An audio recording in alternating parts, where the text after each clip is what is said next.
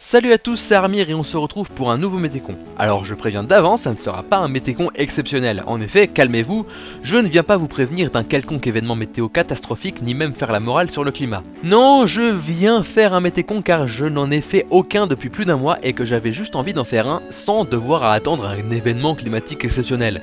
En effet, on arrive dans les mois qui sont en général pas ouf au niveau de la météo. Plus de grand froid, pas de grosse chaleur, plus de grosses tempêtes, pas d'épisodes Sévenol, à peine quelques giboulées pour satisfaire nos envies. Bref, bienvenue en mars, mois nul par excellence. Et ne dites pas que je dénigre ce mois, je suis moi-même né en mars, j'aurai d'ailleurs 20 ans dans 5 jours. Mon dieu la vieillesse, je vais bientôt devenir sénile. Bref, ce n'est pas le sujet. Février, c'est terminé et en France, le ressenti de ce mois, c'est que ça a été un mois de merde. Sauf que pas tellement en fait. Le mois de février fut un mois plus chaud que les normales, et pas qu'un peu. Nous sommes en moyenne proche des 3 degrés au-dessus des normales pour ce mois de février, plus 2,8 à Paris, 2,9 à Lille et à Strasbourg, plus 3,4 à Marseille, plus 3,1 à Montpellier, plus 1,5 à Brest et plus 2,4 degrés à Châteauroux. Comme ça tu sauras placer Châteauroux sur une carte, ça ne te fera pas de mal. Ce mois a été aussi assez sec dans l'ensemble comme les 3 mois de l'hiver météo.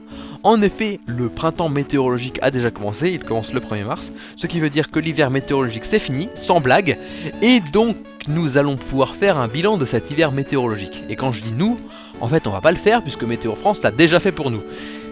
Et du coup je vais vous montrer leurs cartes, elles sont magnifiques, j'adore ces cartes, pour vous les commenter un peu. Voici le cumul saisonnier des précipitations. Pour ceux qui ne comprendraient pas ce que c'est que le cumul saisonnier des précipitations, déjà je doute que ce soit vrai, ou alors t'es en CE1, ou alors tu devrais sérieusement te remettre en question parce que c'est quand même pas compliqué.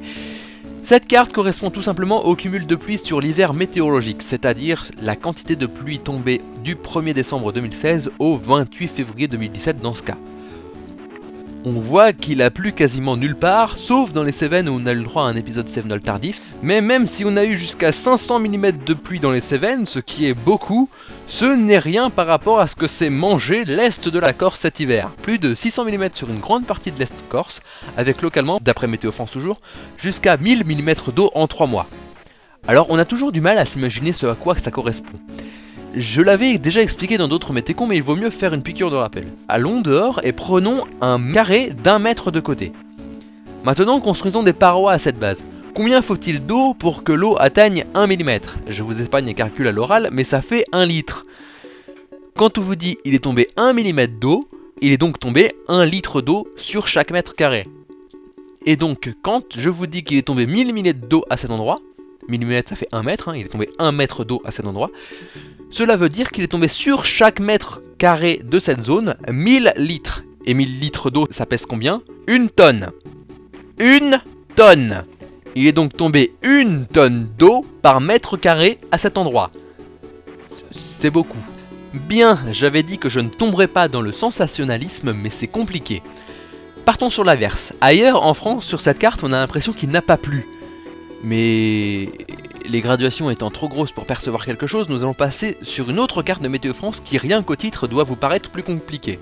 Rapport à la moyenne saisonnière de référence 1981-2010 sur les cumuls de précipitations. Alors c'est un titre qui est plus compliqué que ce que l'on a l'air. Hein.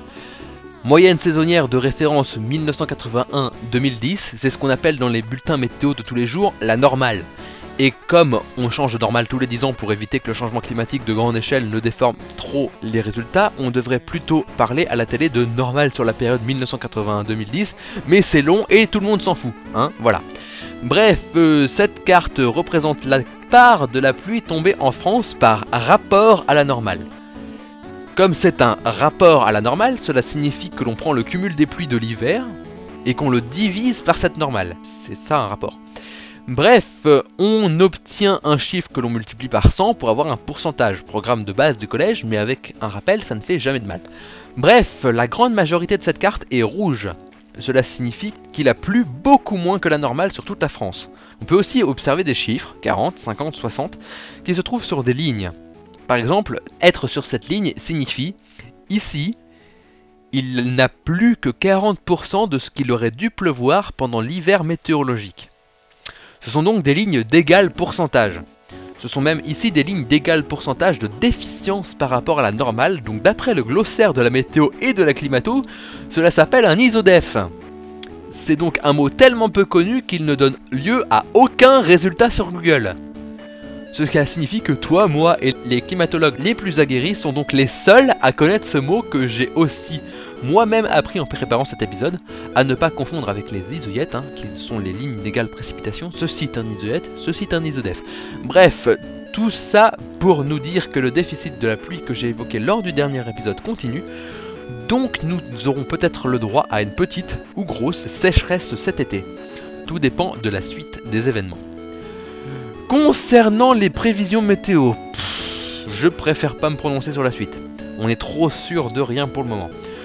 Tout ce que je peux dire, c'est que demain il fera chaud, notamment dans le sud-ouest, mais que ça va durer que demain, car ce week-end il pleut un peu partout. Tant mieux pour les réserves, même si c'est loin de rattraper le déficit. Bien, c'est tout pour cet épisode de Métécon. N'oubliez pas de m'envoyer vos jolies photos d'événements climatiques et météorologiques pour que je puisse en mettre lors des prochains épisodes. N'oublie pas de like si tu es fier d'avoir appris le mot isodef et à partager cette vidéo au plus grand nombre. Nous, on se dit à la prochaine pour une nouvelle vidéo. Votre princesse vous dit au revoir et bonne journée.